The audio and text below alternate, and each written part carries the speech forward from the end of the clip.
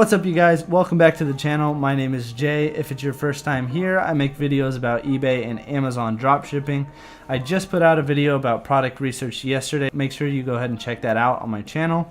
And make sure to subscribe because I've got a bunch of other videos that should be helpful to you if you're a dropshipper. Today, I'm going to be talking about all the tools that I used specifically for Amazon dropshipping.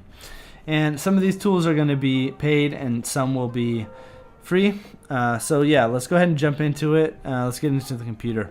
So the first tool that I like to use is a tool called Kiba, and this is a Chrome extension. It is free, and you can just go to the Chrome store to download it. And basically what this tool does is it's going to tell us the price of the item over time as well as the sales rank of the item. So let's go ahead and put in a keyword and let's see how Kiba works. So if we click on an item, we can go down and click on all new sellers. And once we're in here, Kiba is going to load up in your Chrome browser, and it's going to give us the data. As you can see here, this is the Amazon price. This is the new price over time. But what we really want to look for here is the sales rank. So you can see this item typically stays between 1,000 and 7,000 BSR, which is really good.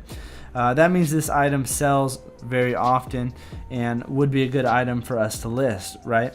Because we know that this item is pretty consistent.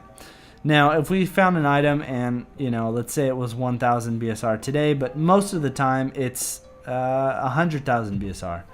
That might not be an item that we want to list because the sales rank is inconsistent. So this is a great tool for you to use if you want to look at the sales rank over time, just to determine how often this item sells. Another thing you can do is you can look at the price. So you can see that this price for the last month or two has been around $8.89, and that's pretty much where it stays at. So another cool thing you could see there. The second tool I like to use is another Chrome extension, and it's called DS Amazon Quick View. And this is something I really think everyone should be using. Again, this is a free tool. You just go to the Chrome store and download it. And what this tool does is, let's go ahead and go back here to our Hammer search results. So let's say that your the BSR that you want to stop listing at is around 100,000. So you only want BSRs under 100,000. So when you type in the keyword like hammer and you're searching for items, you can see here that it shows the BSR for the parent category. And that way, if you're searching through and you find a BSR that's above 200,000, then you know not to click on that item. Another thing that this shows is the ASIN, and then it's also going to tell you if Amazon is selling this listing or if there's FBA sellers. So let's scroll down and find one like here. So we've got another listing here, and it looks like there's no FBA seller, there's no Amazon on this listing, so we have a pretty good chance of selling this listing because it's only either other wholesalers or drop shippers. So this is a good listing for us to check out. The BSR is low, and that tool kind of just helps us out with determining whether we want to click on a listing. The next thing I want to talk about is inventory management. So I've got two tools here that I want to talk about. The first one is SKU Grid. This is going to be your cheapest option. This is something that a lot of people start off with. And what this tool basically does is it's going to manage your items in your store. So let's say you have 10 items from Walmart. Let's say you have 1,000 items from Walmart, and you need this inventory to check, this software to check the inventory at Walmart to make sure that the item is in stock. And if it's not, then this software will put it out of stock on Amazon. So this is just a great way for you to automate that whole process. Like I said, this is more of a beginner tool. I wouldn't really recommend this. I used it when I first started off, but I've got a lot of out of stock issues with this. It didn't do a great job of it. Now, if you don't have that much money and you really are eager to get started, you could use this software, but I am just warning you that you might get some out of stocks. And when that happens, that basically just means you're going to need to cancel the order with your Amazon customer, and it might count against your metrics. So you just want to really be sure You really want to make sure that you don't have out of stocks or have as little as possible, because your metrics are your most important thing when you're drop shipping on Amazon as a fulfilled by merchant seller. The other tool I want to talk about is WebScraperApp. So this is going to be a alternative to SKUGrid.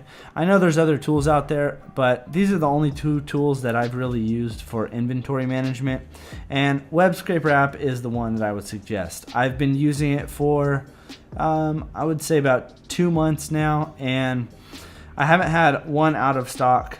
It also grabs the price from the source, and it finds the cost so that your repricer can reprice the items correctly. So I haven't had any issues with the WebScraperApp.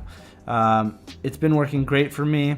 I would probably have told my earlier self to just go ahead and skip SKUGrid and use WebScraperApp, even though it is a bit more expensive. As you can see here on the pricing, it's not too bad though, to be honest. Like 500 items to get started is going to be $119 a month, and the starter pack for 1,000 is around $200 a month.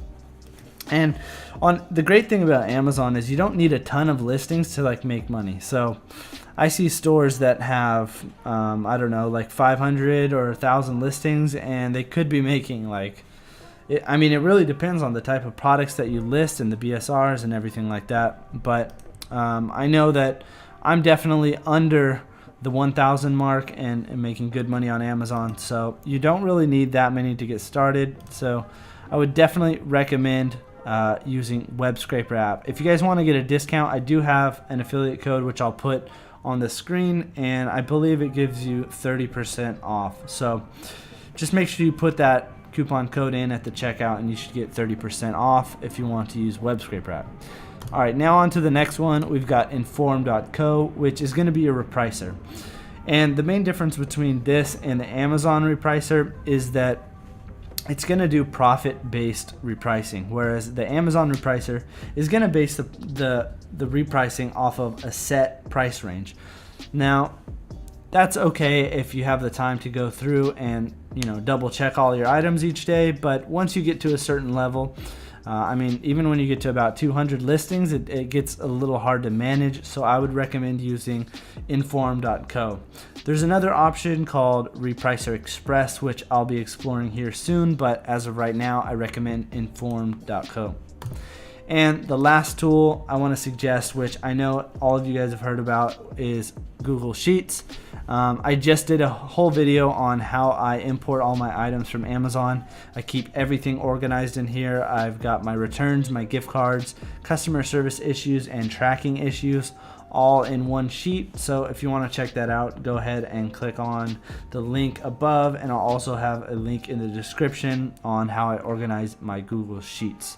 So yeah, that's pretty much it, you guys. If you have any questions on any of the tools that I talked about today, just go ahead and comment or send me a message on Instagram.